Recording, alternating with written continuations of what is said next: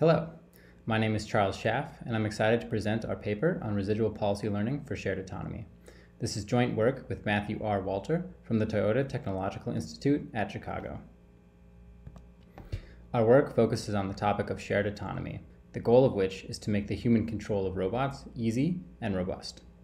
Shared autonomy techniques lie somewhere on the spectrum between full human control and full autonomy, usually combining some form of human input and autonomous assistance in order to achieve a human's goals.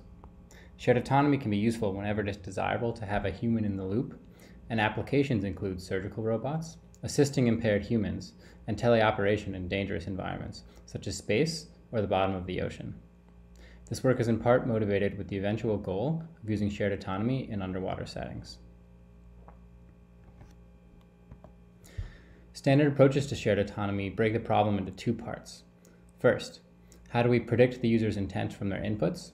And second, how should we augment users' inputs based on our belief about their intent? Several past works in this area focus on explicitly inferring the user's goal and then acting to achieve that goal. For example, the picture on this slide shows a robotic system predicting its belief over which object the user wants to pick up, based on the commands given to the arm.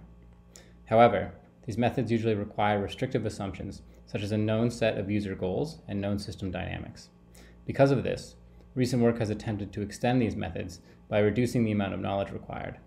Our work continues in this vein by suggesting an alternative to goal inference.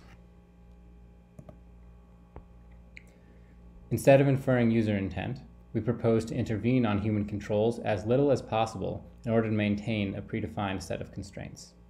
The goal is then to find a policy, pi star, which takes as input the state and a human action, and minimizes the size of its corrections such that the constraints are satisfied. Many desirable behaviors fit naturally in this framework.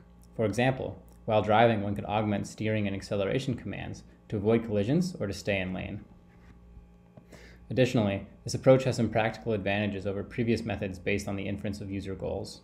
We find that it is often much easier to specify behavioral constraints than an exhaustive set of goals. Additionally, this allows users to pursue novel goals within the constraints, as well as change their goals arbitrarily. We choose to implement our method in a model-free manner by leveraging residual policy learning on constrained Markov decision processes. Residual policy learning attempts to use reinforcement learning to train a residual policy which provides an additive correction to a base controller. This can be easily extended to the shared autonomy setting, in which the base controller is replaced with a human and the residual policy is trained to satisfy the human's goals. Specifically, we train the residual policy to minimize the size of its corrections such that the constraints are satisfied. In this work, we use a reward function to describe the constraints, but other formulations could be used as well. We train our assistant policy with a constrained version of proximal policy optimization.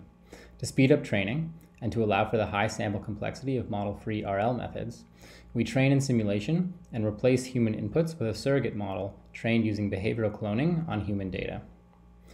We test our approach in simulated environments, such as Lunar Lander and a 3D drone reaching task. To test the generalization of our assistant to different human behaviors, we also test our assistant on a reaching task in the Lunar Lander environment. In all experiments, only a constraint on crashing was provided to the agent. We find that in a user study, an assistant trained on Lunar Lander was able to greatly improve the success rate of humans on both Lunar Lander and Lunar Reacher. The diagram shows human trajectories for each task with and without assistance. Green represents a successful trajectory, and red represents a failed trajectory. We emphasize that the same assistant was able to successfully assist all users across both tasks, without any fine-tuning or adaptation to a specific user. For the 3D drone reacher task, we also see a significant increase in the success rate. For more details and experiments with simulated human pilots, please see our paper. A video of users attempting the task with and without assistance can also be found in our supplemental material. Thanks for listening to this short presentation. If you're interested in our work, please check out the paper.